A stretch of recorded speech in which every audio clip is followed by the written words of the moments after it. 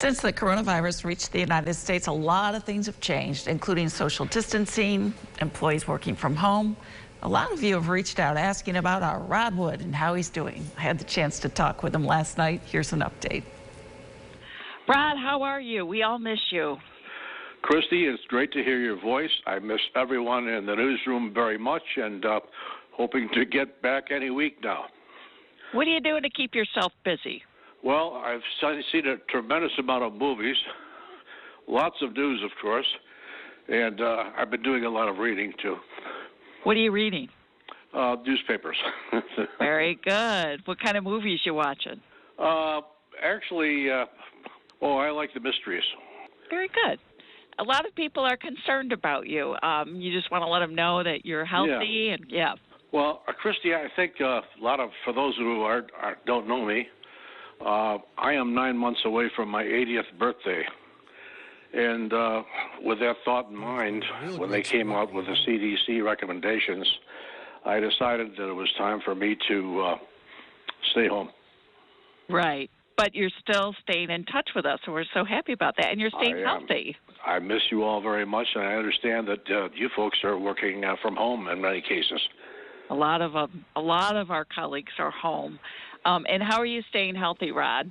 I do a little walk about twice a day, up and down the street, and I do wear a mask to safeguard any contaminants, and that's about it.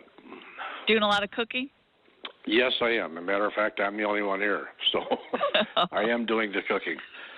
Compounding the problem, my wife is in an assisted living center, and I am not allowed to visit her, so I occasionally pick up her laundry and take care of that, and pick up her prescriptions. So I have other things to concern myself with besides myself. Rod, you've covered so many news stories, and you've been through some tough times, and you've been in the service, and you've seen blizzards and other pandemics. And what are your thoughts on what's going on? Well, it's unprecedented.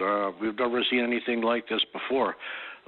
Just by way of history, I had an uncle who was a Navy doctor in World War I, who died treating people in 1918 for the Spanish influenza.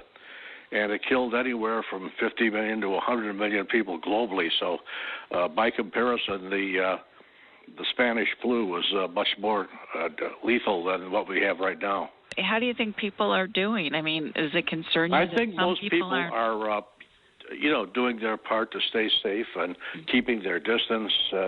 That's all very good. We just have to redouble our guard and make sure that we're washing our hands and, paying attention to what's going on in the world. Right. And what would you like to say to, others who are in the same situation as you? There are perhaps millions of us in the same situation staying at home. And we're going to have to ride out the storm, and let's hope for the best. Oh, we miss him.